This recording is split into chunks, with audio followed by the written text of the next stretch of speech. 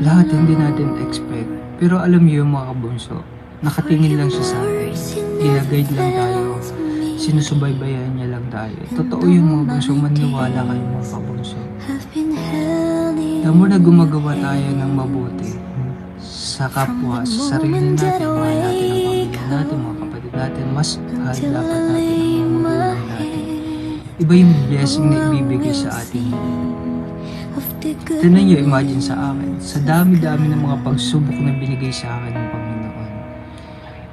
Pero ngayon, napapalitan ng mga ganitong biyaya para sa akin.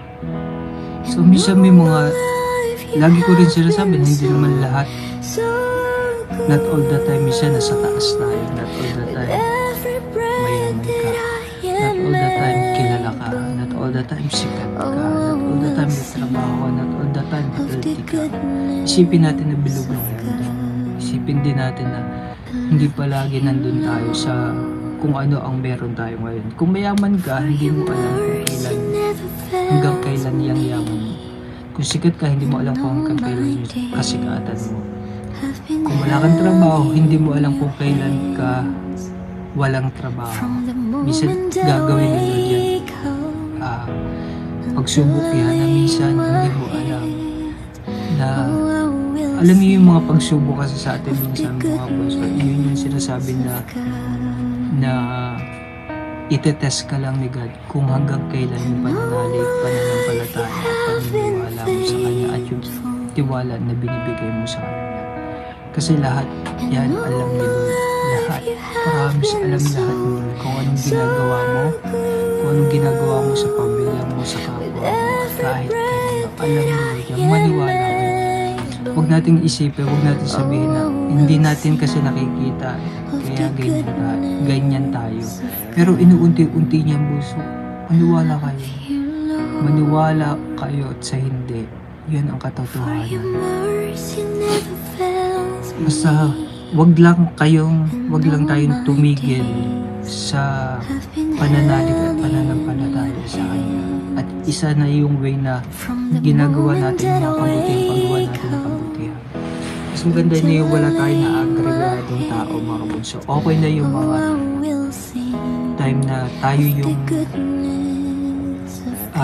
ginagawa ng hindi maganda. Pero wag niyong gawin yung ginagawa ng mga tao sa inyo.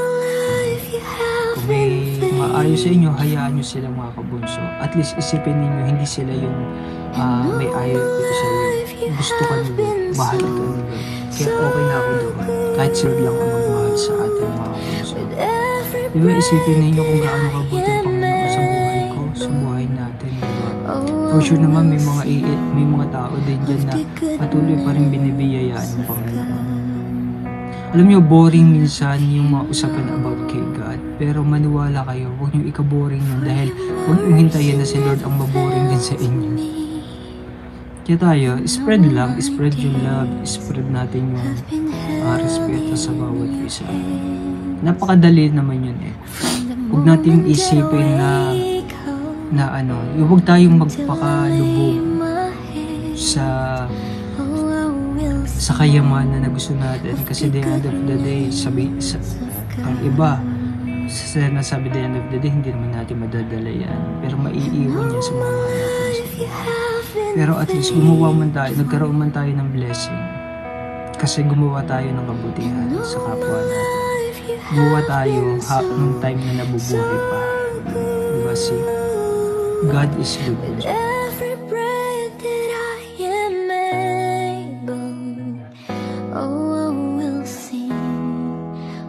Goodness of God, I love you, Lord, for your mercy never fails me, and all my days have been held in your hands, from the moment that I wake up until I lay my head.